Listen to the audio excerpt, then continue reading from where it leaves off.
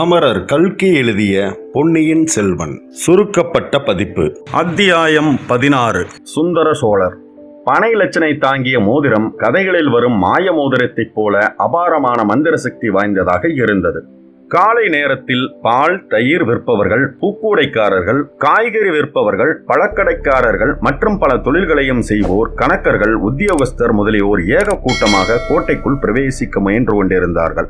கோட்டை கதவின் சிறிய வாசலை திறந்து அவர்களை ஒவ்வொருவராக உள்ளே விடுவதிலேயே கோட்டை வாசற்காவலர்கள் தங்கள் படோடோப அதிகாரத்தை காண்பித்துக் கொண்டிருந்தார்கள். ஆனால் நம் இளம் வீரன் பனை லட்சணை பொறித்த மோதிரத்தை காட்டியதுதான் தாமதம். காவலர்கள் மிக்க மரியாதை காட்டி கோட்டை கதவுகளில் ஒன்றை திறந்து விட்டார்கள். வந்தியத்தேவனும் கோட்டைக்குள் பிரவேசித்தான். கோட்டைக்குள் எந்த பக்கம் நோக்கினாலும் மாட மாளிகைகளின் மீது மகர தோரணங்களும் கொடிகளும் தோன்றின. வேகத்துடன் வீசிய மேலை காற்றில் அவை யுத்தம் செய்து சடசட படபடவென்று சத்தம் செய்து கொண்டு பறந்தன. புலிக்கொடிகளும் பனைக்கொடிகளுமே அதிகமாக காணப்பட்டன. மற்ற எல்லா கொடிகளையும் தாழ்த்தி கொண்டு மேக மண்டலத்தை அளவலாவி கம்பீரமாக ஒரு பெரிய புலிக்கொடி பறந்தது. அதுவே சக்கரவர்த்தி தங்கும் அரண்மனையாக இருக்க வேண்டும் என்று வல்லவரையன் யூகித்துக் கொண்டு அக்கொடி பறந்த திக்கை நோக்கி தான் மேலே செய்ய வேண்டிய காரியத்தை பற்றி சிந்தித்துக் கொண்டு நடந்தான். சக்கரவர்த்தியை நேரில் சந்தித்து ஓலையை கொடுப்பது முதல் காரியம். அதோடு ஆதித்த கரிகாலர் நேரில் வாய்மொழியாக தெரிவிக்க சொன்னதையும் சொல்ல வேண்டும். சின்ன பழுவேட்டரையரின் அனுமதியின்றி சக்கரவர்த்தியை பார்க்க முடியாது. அவருடைய அனுமதியை எப்படி பெறுவது? சக்கரவர்த்தியின் அரண்மனையை அணுகுவதற்கு அவன் அதிகமாக அலைந்து திரிய வேண்டியிருக்கவில்லை. பெரிய புலிக்குடியை பார்த்து கொண்டே போனான். விரைவிலேயே அரண்மனை முகப்பை அடைந்து விட்டான். அரண்மனையை அடைவதற்கு பல பாதைகள் நாலா திசைகளிலிருந்தும் வந்தன. ஒவ்வொரு பாதை முடிவிலும் 2 குதிரை வீரர்களும் சில காலாட்படை வீரர்களும் நின்றார்கள். வந்தியத்தேவன் சிறிதும் தயங்கி நிற்கவில்லை. வேகமாகவும் மிடுக்காகவும் நடந்து சென்று அரண்மனை காவலர்களை நெருங்கினான். உடனே 2 குதிரைகளும் முகத்தோடு முகம் உராயும்படி வழிமறித்து நின்றன. குதிரை மேலிருந்தவர்கள், கீழே நின்றவர்கள் அனைவருடைய வேல்களும் முனையோடு முனை பொருந்தி வழியை அடைத்தன. வந்தியத்தேவன் தன்னுடைய மந்திர மோதிரத்தை நீட்டினான். அவ்வளவுதான். அதை பார்த்தவுடனே அவ்வீரர்களின் முடுக்கும் பெருமிதமும் அடங்கின. ஒருவர் பின் ஒருவராக 3 பேர் மோதிரத்தை உற்று பார்த்தார்கள். சரி, வழிவிடுங்கள் என்று ஒருவன் சொன்னான். 2 வேல்கள் உடனே அகன்று நின்று வழிவிட்டன. வந்தியத்தேவன் மிடுக்குடன் நடந்து சென்றான். தனக்கு பின்னால் சிலர் கூட்டமாக வருவதை அறிந்து வந்தியத்தேவன் திரும்பி பார்த்தான். ஆம், 10-15 பேர் கும்பலாக வந்து காவலர்களுக்கு அருகில் நின்றார்கள். அவர்கள் உயர்ந்த பட்டு பீதாம்பரங்கள் தரித்திருந்தார்கள். முத்து மாலைகள், மகரகண்டிகள், காதில் குண்டலங்கள் அணிந்திருந்தார்கள். சிலர் நெற்றியில் திருநீரும் மற்றவர்கள் சந்தனம், குங்குமமும் ஜவ்வாது புட்டும் இட்டு இருந்தார்கள். ஆஹா, இவர்களை பார்த்தால் புலவர்களைப் போல அல்லவா இருக்கிறது? ஆம், புலவர்களின் கூட்டம்தான் என்று மறுகணமே தெரிந்துவிட்டது. காவலர்களில் ஒருவன் அவர்களுடைய தலைவனாக இருக்க வேண்டும். கவிராயர்கள் வந்திருக்கிறார்கள், வழிவிடுங்கள் என்று சொன்னதுடன் ஒரு வீரனை பார்த்து, சின்ன பழுவேட்டரையர் ஆஸ்தான மண்டபத்தில் இருக்கிறார், அவரிடம் கொண்டு போய்விடு என்றான். சற்று நின்று இந்த சம்பாசனைகளை கேட்டுக்கொண்டிருந்த வந்தியத்தேவன் பழம் நழுவி பாலில் விழுந்தது என்று எண்ணிக்கொண்டான். இந்த புலவர்களுடனே போனால் சின்ன பழுவேட்டரையர் இருக்கும் இடம் போய் சேரலாம், யாரையும் வழி விசாரிக்க வேண்டியதில்லை. இவ்வாறு எண்ணியபடியே புலவர் கூட்டத்துடன் கூட்டமாக அவனும் சேர்ந்து கொண்டு சென்றான். ஆஸ்தான மண்டபத்தில் புலவர்களுக்கு முன்னதாகவே வந்தியத்தேவன் பிரவேசித்தான்.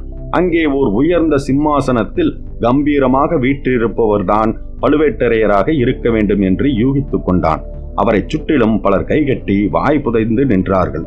அன்று வந்த ஓலைகள் பலவற்றை வைத்துக் கொண்டு ஒருவர் நின்றார். கணக்கர் கணக்கு சொல்வதற்காக காத்திருந்தார். காவல் படை தலைவர்கள் சின்ன பழுவேட்டரையருடன் அன்றைய கட்டளைகளை எதிர்பார்த்து நின்றார்கள். ஏவிய வேலைகளை செய்வதற்கு பணியாளர்கள் காத்திருந்தார்கள். சிம்மாசனத்திற்கு பின்னால் நின்று சில ஏவலாளர்கள் வெண்சாமரம் வீசிக் கொண்டிருந்தார்கள். மிடுக்கிலும் பெருமிதத்திலும் யாருக்கும் பின்வாங்காதவனாகிய வந்தியத்தேவன் கூட சிறிது அடக்க ஒடுக்கத்துடன் தான் சின்ன பழுவேட்டரையரை அணுகினான். பெரியவரை காட்டிலும் சின்னவர் வீர கம்பீரத்தில் இன்னும் ஒருபடி உயர்ந்தவராகவே காணப்பட்டார். நமது வீரனை பார்த்ததும் அவர் முகமலர்ச்சியுடன், யார் தம்பி நீ, எங்கிருந்து வருகிறாய் என்று கேட்டார். தளபதி, நான் காஞ்சிபுரத்திலிருந்து வந்தேன். இளவரசர் ஓலை கொடுத்து அனுப்பினார் என்று பணிவான குரலில் வந்தியத்தேவன் பதில் சொன்னான். காஞ்சிபுரம் என்றதும் சின்ன பழுவேட்டரையரின் முகம் கடுத்தது. என்ன சொன்னாய் என்று மீண்டும் கேட்டார். காஞ்சிபுரத்திலிருந்து இளவரசர் கொடுத்த ஓலையுடன் வந்தேன் என்றான் வந்தியத்தேவன். எங்கே, இப்படி கொடு என்று அலட்சியமாக கேட்ட போதிலும் அவருடைய குரலில் சிறிது பரபரப்பு தொனித்தது. அதை பொருட்படுத்தாமல் சின்ன பழுவேட்டரையர் ஓலையை வாங்கி ஆவலுடன் பார்த்தார். பக்கத்தில் நின்றவனிடம் கொடுத்து அதை படிக்கச் சொன்னார். கேட்டுவிட்டு புதிய விஷயம் ஒன்றுமில்லை என்று தமக்குத்தாமே முணுமுணுத்துக் கொண்டார். தளபதி, நான் கொண்டு வந்த ஓலை என்றான் வந்தியத்தேவன். ஓலைக்கு என்ன? நான் கொடுத்து விடுகிறேன் சக்கரவர்த்தியிடம் என்றார் அவர். இல்லை, என்னையே நேரில் சக்கரவர்த்தியின் கையில் கொடுக்கும்படி என்று அவன் சொல்லிக் கொண்டிருக்கும் போதே, ஓஹோ, என்னிடம் நம்பிக்கை இல்லையா? இளவரசர் ஆதித்தர் அப்படி உன்னிடம் சொல்லி அனுப்பினாரா என்றபோது தஞ்சை கோட்டை தளபதியின் முகத்தில் எள்ளும் கொள்ளும் வெடித்தன. இந்த பிள்ளையை சக்கரவர்த்தியிடம் அழைத்து போ என்று அருகில் நின்ற வீரன் ஒருவனுக்கு சின்ன பழுவேட்டரையர் கட்டளையிட்டார். அந்த வீரனைத் தொடர்ந்து வந்தியத்தேவன் மேலும் அரண்மனையின் உட்புறத்தை நோக்கி சென்றான். 3 பக்கங்களில் அலைகடல் முழக்கம் கேட்கும்படியாக பறந்து விரிந்திருந்த சோழ சாம்ராஜ்யத்தின் சிம்மாசனம் சில காலமாக நோய்ப்படுக்கையாக மாறியிருந்தது. அந்த சிம்மாசனத்தில் பராந்தக சோழ சக்கரவர்த்தி சாய்ந்து படுத்திருந்தார். ராஜ்யத்தின் அதிகாரங்களை எல்லாம் மற்றவர்களிடம் ஒப்படைத்துவிட்டு மருத்துவ சிகிச்சை செய்து கொண்டிருந்தார். ஆயினும் சில முக்கியமான சந்தர்ப்பங்களில் முக்கியமான மனிதர்களுக்கு அவர் தரிசனம் அளித்தே தீர வேண்டியிருந்தது. அமைச்சர்களும் தளபதிகளும் வேளக்காரப்படை வீரர்களும் அவரை தினந்தோறும் வந்து தரிசித்துவிட்டு போவது ராஜ்யத்தின் நன்மைக்கு அவசியமாக இருந்தது. எத்தனையோ போர் முனைகளில் செயற்கரும் வீரச் செயல்கள் புரிந்து அசாகாய சூரர் என்று பெயர் பெற்றவரும் நாடு நகரமெல்லாம் சுந்தர சோழர் என்று அழைக்கப்பட்டவரும் அழகில் மன்மதனுக்கு ஒப்பானவர் என்று புகழ் பெற்றவருமான சக்கரவர்த்தியின் நோய்பட்டு மெலிந்த தோற்றத்தைக் கண்டதும் வந்தியத்தேவனால் பேசவே முடியாமல் போய்விட்டது. அவனுடைய கண்களில் நீர் ததும்பியது. அருகில் சென்று அடிபணிந்து வணங்கி பயபக்தியுடன் ஓலையை நீட்டினான். சக்கரவர்த்தி ஓலையை வாங்கிக் கொண்டே, எங்கிருந்து வந்தாய்? யாருடைய ஓலை என்று ஈனஸ்வரத்தில் கேட்டார். பிரபு, காஞ்சிபுரத்திலிருந்து வருகிறேன். இளவரசர் ஆதித்த கரிகாலர் தந்த ஓலை என்று வந்தியத்தேவன் தழுதழுக்க கூறினான். சக்கரவர்த்தியின் முகம் உடனே பிரகாசமடைந்தது. அவர் அருகில் திருக்கோவலூர் மலையமான் புதல்வியான சக்கரவர்த்தினி வானமாதேவி வீற்றிருந்தாள். அவளை பார்த்து, தேவி, உன் புதல்வனிடமிருந்து ஓலை வந்திருக்கிறது என்று சொல்லிவிட்டு படித்தார். ஆஹா, இளவரசன் காஞ்சியில் பொன் மாளிகை கட்டியிருக்கிறானாம். நீயும் நானும் அங்கே வந்து சில நாள் தங்கியிருக்க வேண்டுமா என்று சொல்லிய போதே சக்கரவர்த்தியின் முகம் முன்னைவிட சுருங்கியது. தேவி, உன் புதல்வன் செய்கையை பார்த்தாயா? என் பாட்டனார் உலகமெல்லாம் புகழ்பெற்ற பராந்தக சக்கரவர்த்தி அரண்மனையில் சேர்த்திருந்த தங்கத்தை எல்லாம் அளித்து தில்லை அம்பலத்திற்கு பொன்கூரை வைந்து பொன்னம்பலமாக்கினார். நம்முடைய குலத்தில் தோன்றிய பெரியவர்கள் யாரும் தாங்கள் வசிக்கும் அரண்மனையை பொன்னால் கட்டியதில்லை. அரண்மனை கட்டுவதை காட்டிலும் ஆலயம் எடுப்பதையே முக்கியமாக கருதினார்கள். ஆனால் ஆதித்த கரிகாலன் இப்படி செய்திருக்கிறான். ஆஹா, இந்த தெய்வ நிந்தனைக்கு என்ன பரிகாரம் செய்வது என்றார். மகனிடமிருந்து ஓலை வந்தது என்பதை கேட்டு சிறிது முகமலர்ச்சி அடைந்த தேவியின் முகம் மறுபடியும் முன்னை காட்டிலும் அதிகமாக வாடியது. பதில் ஒன்றும் அவளால் சொல்ல முடியவில்லை. பிறகு வந்தியத்தேவனை பார்த்து, தம்பி, பொன் மாளிகை கட்டியது நல்லதாக இருந்தாலும் நல்லதாக இல்லாவிட்டாலும் நான் காஞ்சிக்கு வருவது சாத்தியமில்லை. நீதான் பார்க்கிறாயே, எப்போதும் படுத்த படுக்கையாய் இருந்து வருகிறேன். நெடுந்தூர பிரயாணத்தை மேற்கொள்வது இயலாத காரியம். ஆதித்தன் தான் என்னை பார்ப்பதற்கு இங்கே வந்தாக வேண்டும். அவனை காண்பதற்கு எங்களுக்கும் ஆசையாகத்தான் இருக்கிறது. நாளைக்கு மீண்டும் வா, மறு ஓலை எழுதி வைக்கும்படி சொல்கிறேன் என்றார் சக்கரவர்த்தி. இந்த சமயத்தில் கூட்டமாக பலர் தரிசன மண்டபத்தை நெருங்கி வருவதை வந்தியத்தேவன் அறிந்தான். ஆஹா, அந்த புலவர் கூட்டம் வருகிறது போல. அவர்களுடன் ஒருவேளை சின்ன பழுவேட்டரையரும் வருவார். அப்புறம் தான் சொல்ல வேண்டியதை சொல்ல முடியாமலே போய்விடலாம். 4 வார்த்தையில் சுருக்கமாக இப்போதே சொல்லிவிட வேண்டியதுதான். இவ்விதம் சில வினாடி பொழுதில் சிந்தித்து முடிவு செய்து, சக்கரவர்த்தி, தயவு செய்யுங்கள், கருணை கூர்ந்து என் விண்ணப்பத்தை கேளுங்கள். தாங்கள் அவசியம் இந்த தஞ்சையிலிருந்து கிளம்பிவிட வேண்டும். இங்கே தங்களை அபாயம் சூழ்ந்திருக்கிறது. அபாயம், அபாயம் என்றான். அவன் இவ்விதம் சொல்லிக் கொண்டிருக்கும் போதே சின்ன பழுவேட்டரையர் தரிசன மண்டபத்திற்குள் பிரவேசித்தார். அவரை தொடர்ந்து புலவர்களும் வந்தார்கள். வந்தியத்தேவன் கடைசியாக கூறிய வார்த்தைகள் கோட்டை தளபதியின் காதில் விழுந்தன. அவருடைய முகத்தில் கோபக்கனல் ஜுவாலையாக வெளிப்பட்டது. புலவர் பெருமக்கள் அவ்வளவு பேரும் கும்பலாக சுந்தர சோழ சக்கரவர்த்தியின் சன்னிதானத்திற்கு வந்து சேர்ந்தார்கள். வாழ்க வாழ்க, 7 உலகம் ஒரு குடையின் கீழ் ஆளும் சுந்தர சோழ மகா சக்கரவர்த்தி வாழ்க, பாண்டியனை வென்ற பெருமான் வாழ்க, புலவர்களை புறக்கும் பெருமான் வாழ்க, கவிஞர்களின் கதியான கருணை வள்ளல் வாழ்க, பராந்தக சக்கரவர்த்தியின் திருப்பேரர் நீடூடி வாழ்க என்று வாழ்த்தினார்கள். உங்களை எல்லாம் நெடுநாளைக்கு பிறகு பார்ப்பதில் எனக்கு மிக்க மகிழ்ச்சி. அனைவரும் அமர வேண்டும், சில பாடல்களை பாடிவிட்டு போக வேண்டும் என்றார் தமிழன்பரான சக்கரவர்த்தி. தரையில் விரித்திருந்த இரத்தின ஜமக்காலத்தில் எல்லோரும் உட்கார்ந்தார்கள். அதுதான் சமயம் என்று நமது வீரன் வல்லவரையனும் புலவர் கூட்டத்துடன் கலந்து உட்கார்ந்து கொண்டான். தான் சொல்ல விரும்பியதை முழுவதும் சக்கரவர்த்தியிடம் சொல்லாமல் போக அவனுக்கு மனம் இல்லை.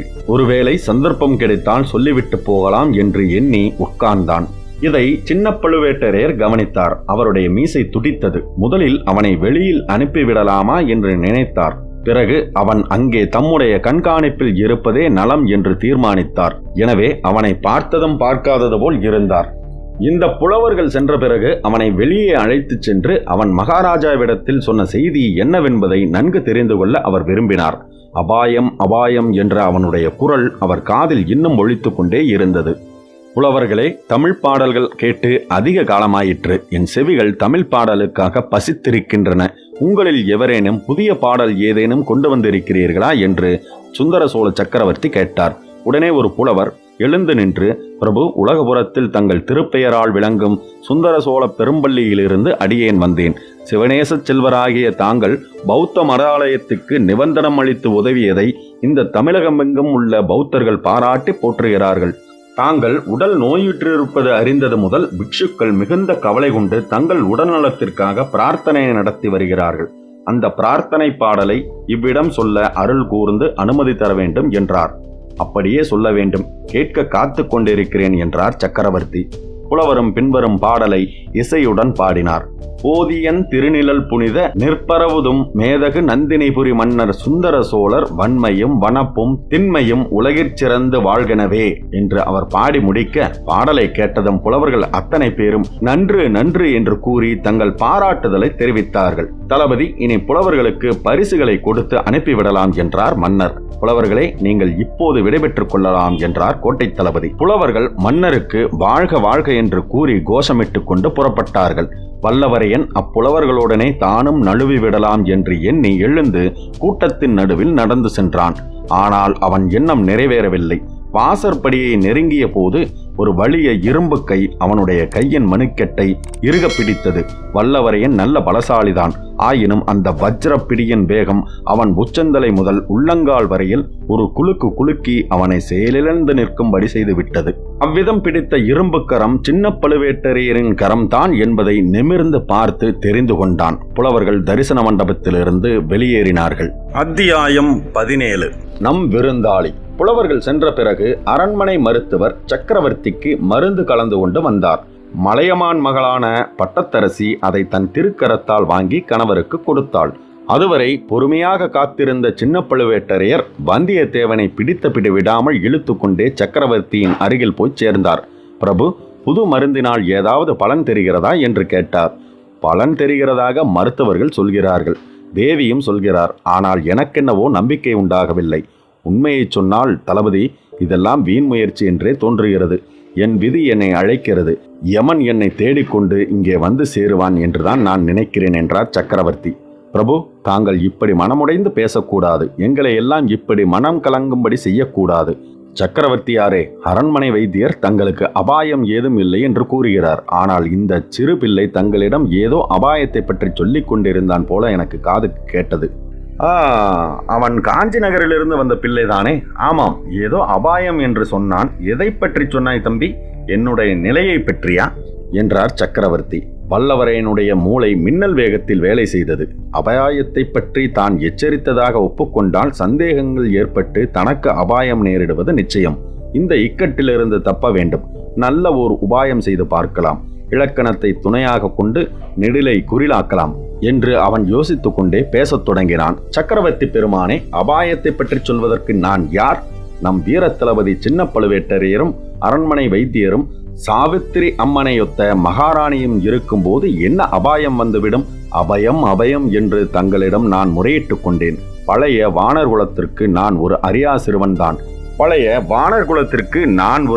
சிறுவன்தான். இப்போது பிரதிநிதியாக மிஞ்சியிருக்கிறேன். தங்கள் திருப்புதல்வர் மனம் மகிழும்படி சோழ பேரரசுக்கு தொண்டு புரிந்து வருகிறேன். எங்கள் பழைய பூர்வீக ராஜ்யத்தில் ஒரு சிறு பகுதியையாவது அடியேனுக்கு திருப்பிக் கொடுக்க அருள் புரிய வேண்டும். அரசர்க்கரசே, அபயம் அபயம். இந்த அரியா சிறுவன் தங்கள் அபயம் என்று வல்லவரையன் மூச்சு விடாமல் படபடவென்று பேசி நிறுத்தினான். இதை கேட்ட பழுவேட்டரையரின் முகம் சுருங்கியது. சுந்தர சோழரின் முகம் மீண்டும் மலர்ந்தது. மகாராணியின் முகத்தில் கருணை ததும்பியது. பிறகு சின்ன பழுவேட்டரையரை பார்த்து, தளபதி, இளவரசனிடமிருந்து இந்த பிள்ளை ஓலை கொண்டு வந்தான். பழையபடி காஞ்சிக்கு நான் வரவேண்டும் என்றுதான் ஆதித்தன் ஓலையில் எழுதியிருக்கிறான். அங்கே புதிதாக பொன்மாளிகை கட்டியிருக்கிறானாம். அதில் நான் சில நாளாவது தங்க வேண்டுமாம் என்றார் மன்னர். தங்கள் சித்தம் எப்படியோ அப்படி செய்வது என்றார் கோட்டை தளபதி. ஆஹா, என்னுடைய சித்தம் எப்படியோ அப்படி நீ நடத்துவீர். ஆனால் என் கால்கள் மறுக்கின்றன. காஞ்சிக்கு பிரயாணம் செய்வது இயலாத காரியம். அரண்மனை பெண்டுகளைப் போல பல்லக்கில் ஏறி திரை போட்டுக்கொண்டு யாத்திரை செய்வதென்பதை நினைத்தாலே எனக்கு அருவருப்பாக இருக்கிறது. ஆதித்த கரிகாலனை இங்கே வந்துவிட்டு போகும்படிதான் மறு ஓலை எழுதி கொடுக்க வேண்டும் என்றார் சக்கரவர்த்தி. இளவரசர் இச்சமயம் காஞ்சியை விட்டு இங்கு வரலாமா? வடதிசையில் நம் பகைவர்கள் இன்னும் பலசாலிகளாக இருக்கிறார்களே என்றார் தளபதி. பார்த்திபேந்திரனும் மலையமானும் அங்கிருந்து பார்த்து கொள்வார்கள். இளவரசன் இச்சமயம் என் பக்கத்தில் இருக்க வேண்டும் என்று என் உள்ளத்தில் ஏதோ சொல்கிறது. அது மட்டுமல்ல, ஈழ நாட்டிற்கு சென்றிருக்கும் இளங்கோவையும் உடனே இங்கு வந்து சேரும்படி அழைப்பு அனுப்ப வேண்டும். 2 பேரையும் வைத்துக்கொண்டு ஒரு முக்கியமான விஷயத்தை பற்றி பேசி முடிவு செய்ய விரும்புகிறேன். காஞ்சிக்கும் நாளைய தினம் ஓலை எழுதி அனுப்பலாம். இந்த பிள்ளையிடமே அதை கொடுத்து அனுப்பலாம் அல்லவா என்றார் மன்னர். இந்த சிறுவன் காஞ்சியிலிருந்து ஒரே மூச்சில் வந்திருக்கிறான். சில நாள் இவன் இங்கே தங்கி இளைப்பாரி விட்டு போகட்டும். வேறு ஆட்களிடம் ஓலையை கொடுத்து அனுப்பலாம் என்றார் தளபதி. அப்படியே செய். இளவரசன் வருகிற வரையில் கூட இவன் இங்கேயே இருக்கலாம் என்று சக்கரவர்த்தி சொல்லிக் கொண்டிருக்கும் சமயத்திலேயே மலையமான் மகள் எழுந்து நிற்கவே, சின்ன பழுவேட்டரையர் இன்று அதிக நேரம் தங்களுக்கு பேசும் சிரமம் கொடுத்து விட்டேன், மன்னிக்க வேண்டும். தேவி எச்சரிக்கை செய்யும் அளவிற்கு நீண்டுவிட்டது என்று சொன்னார் தளபதி. தளபதி, இந்த பிள்ளை நம் விருந்தாளி. இவனுக்கு வேண்டிய வசதிகள் செய்து கொடுங்கள். சக்கரவர்த்திக்கு மட்டும் உடம்பு நலமாக இருந்தால் இவனை நமது அரண்மனையிலேயே இருக்கச் சொல்லி இருக்கலாம் என்றாள் மலையமான் மகள். நான் கவனித்துக் கொள்கிறேன் தாயே, தங்களுக்கு அந்த கவலை வேண்டாம்.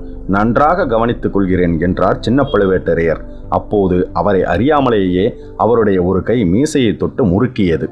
சின்ன பழுவேட்டரையர் வந்தியத்தேவனை தம்முடன் ஆஸ்தான மண்டபத்திற்கு அழைத்து போனார். சக்கரவர்த்தியிடம் அவன் கூறியது என்ன என்பதை பற்றி அவன் சொன்ன சமாதானம் அவருக்கு அவ்வளவாக திருப்தி அளிக்கவில்லை. சக்கரவர்த்தியை தனியாக போய் பார்க்கும்படி அவனுக்கு அனுமதி அளித்தது ஒருவேளை தவறோ என்றும் தோன்றியது. ஆதித்த கரிகாலரிடமிருந்து வந்தவனாதலால் அவனை பற்றி சந்தேகிக்க வேண்டியது முறை. ஆனாலும் நாம் திடீரென்று தரிசன மண்டபத்திற்குள் சென்ற பொழுது அவ்வாலிபன் தயங்கி நின்று பயந்தவன் போல் விழித்தது அவர் கண் முன்னால் தோன்றியது. அபாயம் அபாயம் என்று அவன் கூவியது நன்றாக காதில் விழுந்ததாக ஞாபகம் வந்தது. அபயம் என்று சொல்லி இருந்தால் அது நம் காதில் அபாயம் என்று எப்படி விழுந்திருக்கும்? எல்லாவற்றிற்கும் இவனை உடனே திருப்பி அனுப்பாமலிருந்து காரியத்தை தெரிந்து கொள்வது அவசியம் என்று மனதிற்குள் நினைத்து கொண்டே சின்ன பழுவேட்டரையர் அங்கிருந்த ஏவலாளர்களில் ஒருவனை பார்த்து, இந்த பிள்ளையை நமது அரண்மனைக்கு அழைத்து கொண்டு போ, விருந்தாளி விடுதியில் தங்க வைத்து வேண்டிய வசதிகள் கொடுத்து பார்த்துக்கொள், நான் வரும் வரையில் அங்கேயே இரு என்றார். வல்லவரையன் சொல்ல முடியாத வியப்பில் ஆழ்ந்தான். அண்ணன் தம்பிகளான பழுவேட்டரையர்கள் இன்று சோழ நாட்டில் இவ்வளவு ஆதிக்கம் வகிப்பதற்கு காரணம் இல்லாமல் போகவில்லை. சுந்தர சோழர் எந்த விஷயத்திற்கும் அவர்களுடைய யோசனையை கேட்டு நடப்பதிலும் வியப்பில்லை. ஆனால் தான் இப்போது பெரிய சங்கடத்தில் அகப்பட்டு கொண்டிருப்பது என்னவோ நிச்சயம். சின்ன பழுவேட்டரையருக்கு தன் மீது ஏதோ சந்தேகம் வந்துவிட்டது. பெரியவர் வந்துவிட்டால் அந்த சந்தேகம் ஊர்ஜிதமாகிவிடும். முத்திரை மோதிரத்தின் குட்டு வெளியாகிவிடும். பிறகு தன்னுடைய கதி அதோ கதிதான். சின்ன பழுவேட்டரையரின் நிர்வாகத்தில் உள்ள தஞ்சாவூர் பாதாள சிறையை பற்றி வல்லவரையன் கேள்விப்பட்டிருந்தான். அதில் ஒருவேளை தன்னை அடைத்து விடக்கூடும். பாதாள சிறையில் ஒருவனை ஒரு தடவை அடைத்து விட்டால் பிறகு திரும்பி வெளியேறுவது அநேகமாக நடக்காத காரியம். அப்படி வெளியேறினாலும் எலும்பும் தோலுமாய் அறிவை அடியோடு இழந்து வெறும் பித்துக்குழியாகத்தான் வெளியேற முடியும். ஆகா, இத்தகைய பேரபாயத்திலிருந்து தப்புவது எப்படி? ஏதாவது யுக்தி செய்து பெரியவர் வருவதற்குள்ளே கோட்டையை விட்டு வெளியேறிவிட வேண்டும். பழுவூர் இளையராணியை பார்க்க வேண்டும் என்ற ஆசை கூட நம் வீரனுக்கு இப்போது போய்விட்டது. உயிர் பிழைத்து பாதாள சிறைக்கு தப்பி வெளியேறிவிட்டால் போதும். ஆனால் தஞ்சை கோட்டையை விட்டு வெளியேறுவதற்கு என்ன வழி? தளபதி, இந்த தஞ்சை நகரை சுற்றி பார்க்க வேண்டும் என்று எனக்கு ஆசையாக இருக்கிறது. பார்க்கலாம் அல்லவா என்று கேட்டான் வந்தியத்தேவன். தாராளமாக பார்க்கலாம். இதோ இவர்கள் இருவரும் முன்னோடு வந்து கோட்டைக்குள் எல்லா இடங்களையும் சுற்றி காட்டுவார்கள். கோட்டைக்கு வெளியில் மட்டும் போக வேண்டாம். சாயங்காலம் கோட்டை கதவுகளை சாத்தி விடுவார்கள். வெளியில் போய்விட்டால் திரும்பி இரவு வர முடியாது. கோட்டைக்குள்ளே உன் விருப்பப்படி சுற்றி அலையலாம். இவ்விதம் கூறிவிட்டு 2 ஆட்களை சின்ன பழுவேட்டரையர் தம் அருகில் அழைத்து அவர்களிடம் ஏதோ சொன்னார். அவர் சொன்னது என்னவாக இருக்கும் என்று வந்தியத்தேவன் ஒருவாறு யூகித்து தெரிந்து கொண்டான். அத்தியாயம் 18. மரத்தில் ஓர் மங்கை. கோட்டை தளபதியின் 2 ஆட்களும் தன் 2 பக்கத்தில் வர வந்தியத்தேவன் தஞ்சை கோட்டையை சுற்றி பார்க்க புறப்பட்டான். தான் தப்பித்து ஓடிவிடாமல் பார்த்து கொள்ளவே அவர்கள் தன்னுடன் வருகிறார்கள் என்பதை பற்றி அவனுக்கு சந்தேகம் இருக்கவில்லை. கோட்டை வாசல் வழியாக வேறு யாரையும் போக விடாமல் பார்த்து கொள்ளும்படி கட்டளை பிறந்திருக்கும் என்பதிலும் ஐயமில்லை. ஆனாலும் அவன் அன்று முன்னிரவிற்குள் தப்பித்துச் சென்றே தீர வேண்டும். பெரிய பழுவேட்டரையர் வந்துவிட்டால் பிறகு தப்பித்துச் செல்வது இயலாத காரியம், உயிர் பிழைத்திருப்பதே முடியாத காரியமாகிவிடும். ஆகவே தஞ்சாவூர் கோட்டைக்குள் வந்தியத்தேவன் அங்குமிங்கும் அலைந்து வேடிக்கை பார்த்து கொண்டிருந்த போது அவனுடைய மனம் தப்பிச் செல்லும் வழிகளை பற்றியே ஆலோசித்துக் கொண்டிருந்தது. முதலில் இந்த யம கிங்கரகர்களிடமிருந்து தப்ப வேண்டும், பின்னர் கோட்டையிலிருந்து தப்பிச் செல்ல வேண்டும். எப்படி தப்புவது அதுதான் தெரியவில்லை. இப்படி பலவகையாக சிந்தித்துக் கொண்டே நடந்த போது சட்டென்று பழுவூர் இளையராணியின் நினைவு வந்தது. ஆகா, அந்த கோட்டைக்குள் யாராவது தனக்கு உதவி செய்வதாக இருந்தால் அது அந்த மாதரசியினால் தான் செய்யக்கூடும். அதுவும் சந்தேகம்தான். ஆனால் ஆழ்வார்க்கடியானின் பெயரை சொல்லி ஏதேனும் தந்திர மந்திரம் செய்து பார்க்கலாம். அப்படி பார்ப்பதற்கு முதலில் பெரிய பழுவேட்டரையரின் அரண்மனையை கண்டுபிடிக்க வேண்டும். கண்டுபிடித்தாலும் தான் அங்கே ராணியை பார்க்க செல்வது இந்த தடியர்களுக்கு தெரியக்கூடாது. தெரிந்தால் இவர்கள் போய் சின்ன பழுவேட்டரையரிடம் சொல்லிவிடுவார்கள். அதிலிருந்து என்ன விபரீதம் நேருமோ யார் கண்டது? ஒருவேளை பெரிய பழுவேட்டரையர் நாம் அரண்மனையில் இருக்கும்போது வந்துவிட்டால் என்ன செய்வது? சிங்கத்தின் குகைக்குள் நாமாக சென்று தலையை கொடுப்பது போல ஆகிவிடுமே. ஆகா, இது என்ன கோஷம், இது என்ன ஆர்ப்பாட்டம்! ஓ, இவ்வளவு கூட்டமாக போகிறார்களே, இவர்கள் யார்? தெய்வமே, நீ என் பக்கத்தில் இருக்கிறாய் என்பதில் சந்தேகமில்லை. இதோ ஒரு வழி புலப்படுகிறது. குறுக்கு வீதியில் ஒரு திருப்பத்திற்கு வந்ததும் பிரதான வீதி வழியாக பெரிய கும்பலாக வாத்திய முழக்கங்களுடன் போய்கொண்டிருந்ததை பார்த்து வந்தியத்தேவன் மேற்கண்டவாறு நினைத்தான். அந்த கும்பலில் சென்றவர்கள் வேளக்கார படையினர் என்பதை தெரிந்து கொண்டான். வழக்கம்போல் மகாராஜாவை தரிசனம் செய்துவிட்டு அவர்கள் கோட்டையை விட்டு வெளியேறுகிறார்கள் போலும். இந்த கூட்டத்தில் தானும் கலந்து விட்டால் ஆஹா, தப்புவதற்கு இதை காட்டிலும் வேறு சிறந்த வழி உண்டா என்ன? பின்னால் வருபவர்கள் அவ்வளவு சுலபத்தில் தன்னை விட்டுவிட மாட்டார்கள். தன் கூட்டத்தில் கலந்தால் அவர்களும் கூட தொடர்ந்து வருவார்கள்.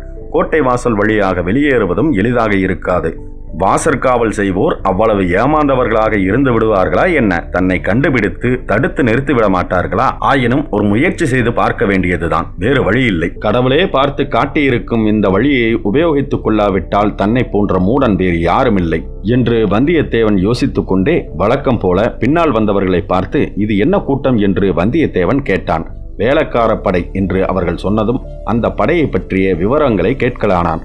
அத்தகைய வீரப்படையில் தானும் சேர்ந்துவிட விரும்புவதாகவும் ஆகையால் நெருங்கி பார்க்க வேண்டும் என்றும் சொன்னான். இப்படியெல்லாம் பேசிக்கொண்டே வேளக்கார படையை அணுகினான். சிறிது நேரத்தில் முன்னால் தாரை தப்பட்டை முழங்குகிறவர்களை பார்க்க வேண்டும் என்று சொல்லிக்கொண்டே வேளக்கார படை கூட்டத்தில் கலந்து விட்டான். கூட்டம் மேலே போக போக இவனும் ஒரே இடத்தில் நிற்காமல் மேலும் கீழுமாக அப்பாலும் இப்பாலுமாக நகர்ந்து கொண்டிருந்தான். வேளக்கார படை வீரர்களை காட்டிலும் அதிக உற்சாகத்துடன் கோஷங்களை செய்தான். அவ்வீரர்களில் சிலர் இவனை உற்று உற்று பார்த்தார்கள். இவன் யார், பைத்தியகாரன் என்ற பாவனையில் சிலர் பார்த்தார்கள். மிதமிஞ்சி மதுபானம் அருந்தியவன் போல இருக்கிறது என்ற பாவனையில் சிலர் பார்த்தார்கள். ஆனால் யாரும் அவனை தடுக்கவோ அப்புறப்படுத்தவோ முயற்சி செய்யவில்லை. அவனுடன் வந்த சின்ன பழுவேட்டரையரின் ஆட்களோ வேளக்கார படைக்குள் நுழைய துணியவில்லை. எப்படியும் அவன் வெளியே வருவான், அப்போது மீண்டும் பற்றி கொள்ளலாம் என்ற நம்பிக்கையுடன் வேளக்கார படையின் ஓரமாக சற்று விலகியே அவர்கள் சென்று கொண்டிருந்தார்கள். அந்த சமயத்தில் வீதியின் எதிர்ப்புறமாக தயிர் கூடையுடன் வந்து கொண்டிருந்த ஒரு பெண் வேளக்கார படைக்கு ஒதுங்கி ஒரு சந்தில் நின்றாள். அந்த வீரர்களில் ஒருவன், அம்மா, தாகமாக இருக்கிறது, கொஞ்சம் தயிர் தருகிறாயா என்று கேட்டான். அந்த பெண் துடுக்காக, தயிர் இல்லை, கன்னத்தில் 2 அறை வேண்டுமானால் தருகிறேன் என்றாள். அதை கேட்ட ஒரு வீரன், ஓஹோ, அதைத்தான் கொடுத்து விட்டு போ என்று அந்த பெண்ணை அணுகிச் சென்றான். தயிர்கார பெண் பயந்து ஓடினாள். வீரன் அவளை தொடர்ந்து ஓடினான். அவளை பிடித்து கொண்டு வருவதற்காக இன்னும் 2 வீரர்கள் ஓடினார்கள். ஓடியவர்கள் அனைவரும் ஆளாளிற்கு ஒவ்வொரு விதமான கூச்சல் போட்டுக்கொண்டு ஓடியபடியால் விஷயம் என்னவென்பது யாருக்கும் தெரியவில்லை. ஏதோ தமாஷ் என்று மட்டும் எல்லோரும் எண்ணிக்கொண்டார்கள். இதையெல்லாம் பார்த்து கொண்டிருந்த வல்லவரையன் அந்த ஒரு கணத்தில் அவன் மனதிற்குள் தீர்மானத்திற்கு வந்துவிட்டான். தீர்மானிப்பதும் தீர்மானத்தை காரியத்தில் நிறைவேற்றுவதும் வந்தியத்தேவனுக்கு ஒன்றுதான். வந்தியத்தேவனும் தயிர்கார பெண்ணை துரத்தி கொண்டு ஓடியவர்களை தொடர்ந்து தானும் ஓடினான். அந்த பெண் சற்று தூரம் ஓடி ஒரு குறுகிய சந்தில் திரும்பினாள். பின்தொடர்ந்து ஓடியவர்கள் அங்கே போய் பார்த்தபோது தயிர்கார பெண்ணை காணவில்லை, மாயமாக மறைந்து விட்டாள். துரத்தி வந்த வீரர்களும் அவளை பற்றி அப்புறம் கவலைப்படவில்லை, திரும்பிவிட்டார்கள். வந்தியத்தேவன் மட்டும் திரும்பவில்லை.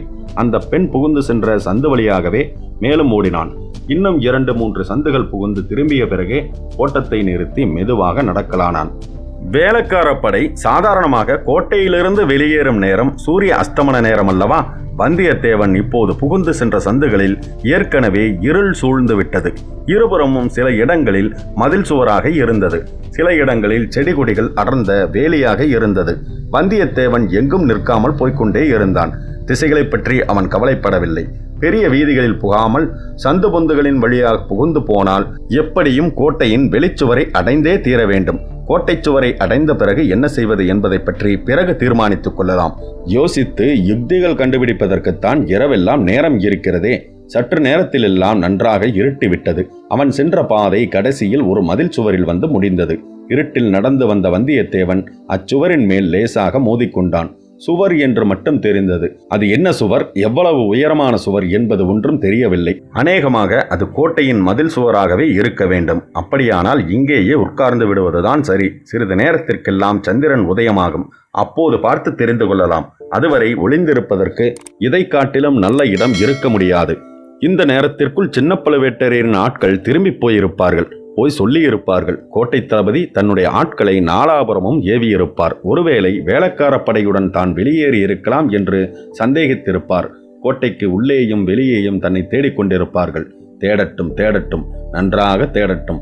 அவர்களை எல்லாம் ஏமாற்றிவிட்டு நான் இக்கோட்டையை விட்டு தப்பிச் செல்லாவிட்டால் நான் வானர் குலத்தவன் அல்ல, என் பெயர் வந்தியத்தேவனும் அல்ல. இப்படி எண்ணிக்கொண்டே சுவரின் மீது சாய்ந்து கொண்டு வந்தியத்தேவன் உட்கார்ந்தான். இளம் பிள்ளையாதலாலும் பகலெல்லாம் அலைந்து களைத்திருந்தபடியாலும் கண்ணை சுழற்றி கொண்டு தூக்கம் வந்தது. மேலக்காற்றின் மரக்கிளைகள் ஒன்றோடொன்று உராய்ந்து உண்டாக்கிய சத்தம் தாலாட்டு பாடலைப் போல மயக்கத்தை உண்டு பண்ணியது. அப்படியே தூங்கிவிட்டான். அவன் தூக்கம் நீங்கி கண் விழித்த போது சந்திரன் உதயமாகி கீழ்வானத்தில் சிறிது தூரம் மேலே வந்திருந்தது. அடர்ந்த மரக்கிளைகளின் வழியாக நிலா வெளிச்சம் வந்து சுற்றுப்புற காட்சிகளை அரைகுறையாக அவனுக்கு காட்டியது. தனது நிலை என்னவென்பதை வந்தியத்தேவன் ஞாபகப்படுத்திக் கொண்டான்.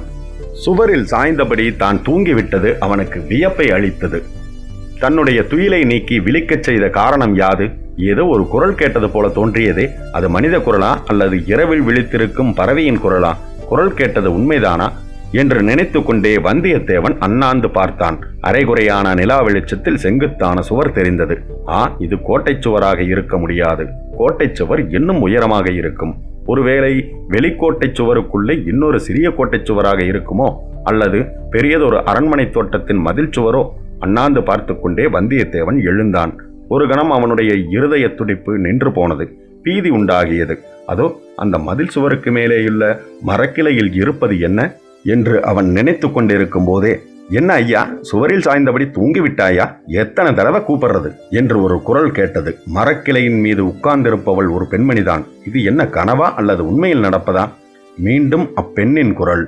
அழகுதான், இன்னும் தூக்கம் களையவில்லை போல இருக்கிறதே. இதோ ஏனையை வைக்கிறேன், ஜாக்கிரதையாக ஏறிவா, கீழே விழுந்து தொலைக்காதே என்றது. இப்படி சொல்லிக்கொண்டே அப்பெண் சுவரின் உட்புறத்திலிருந்து ஒரு மெல்லிய மூங்கிலினால் ஆன ஏணி ஒன்றை எடுத்து வெளிப்புறத்தில் சுவர் ஓரமாக வைத்தாள். வந்தியத்தேவனுக்கு ஒன்றும் விளங்கவில்லை. ஆனாலும் இப்படிப்பட்ட அரிய சந்தர்ப்பத்தை, தன்னை தேடி வரும் சந்தர்ப்பத்தை அவன் விட்டு விடுவானா என்ன? வருகிறது வரட்டும், பிறகு நடப்பது நடக்கட்டும். இப்போது ஏணியில் ஏறலாம்.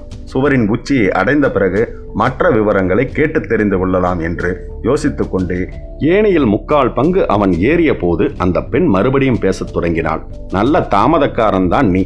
அங்கே இளையராணியம்மாள் காத்து கொண்டிருக்கிறார்கள். இங்கே நீ மதில் சுவரில் சாய்ந்து தூங்கிக் கொண்டிருக்கிறாய் என்றாள். அப்போது ஏற்பட்ட அதிர்ச்சியினால் வந்தியத்தேவன் ஏணியிலிருந்து நழுவி விழுந்துவிட இருந்தான். நல்ல வேளையாக அங்கே சுவரில் நீட்டிக்கொண்டிருந்த கல்லை பிடித்து கொண்டு சமாளித்தான். இளையராணி என்றால் பழுவூர் இளையராணியாகத்தான் இருக்கும். நான் இங்கே வந்து உட்கார்ந்தது அவளுக்கு எப்படி தெரிந்தது? மாயமந்திரம் ஏதோ அவள் அறிந்திருக்க வேண்டும். தன்னை பார்ப்பதில் அவளுக்கு இவ்வளவு சிரத்தை ஏற்பட என்ன காரணம்? ஒருவேளை வேறு எவனுக்காகவோ வைத்த ஏணியில் நான் ஏறிவிட்டேனா? எப்படி இருந்தாலும் இருக்கட்டும். முன்வைத்த காலை பின்வைக்க முடியாது. எல்லாம் சற்று நேரத்தில் தெரிந்துவிடப் போகிறது. சுவரின் உச்சி அருகில் வந்ததும் அவனுடைய கையை பிடித்து அந்த பெண் தூக்கிவிட்டாள். ஏன் விழித்து கொண்டு சுவர் மேலே உட்கார்ந்திருக்கிறாய்? ஏணியை எடுத்து உள்ளே இறக்கிவிட்டு சீக்கிரம் குதி என்று சொல்லிக்கொண்டே அந்த பெண் சரசரவென்று மரக்கிளையிலிருந்து கீழே இறங்கினாள். வந்தியத்தேவன் அவள் கூறியவாறே செய்தான். அவன் இறங்கிய இடம் ஒரு பெரிய விஸ்தாரமான தோட்டம் என்று தெரிந்தது. சற்று தூரத்தில் ஒரு பெரிய அரண்மனையின் மாடகூட கோபுரங்களும் சிகரங்களும் மங்கிய நிலா வெளிச்சத்தில் சொப்பன உலகமாக காட்சியளித்தன. அது யாருடைய அரண்மனை என்று கேட்பதற்காக வந்தியத்தேவன் தொண்டையை கனைத்து கொண்டான். உடனே அந்த பெண் என்று சொல்லி உதட்டில் விரலை வைத்து எச்சரித்துவிட்டு முன்னால் நடந்தாள். வந்தியத்தேவன் அவளை தொடர்ந்து சென்றான். மேலும் நடந்த நிகழ்வுகளை அடுத்த பதிவில் காணலாம். பொன்னியின் செல்வன் கதையின் மூலமாக தொடர்ந்து பயணிப்போம். நீங்களும் நானும் வந்தியத்தேவனுடன். அன்புடன் உங்கள் கார்த்திகேயன்.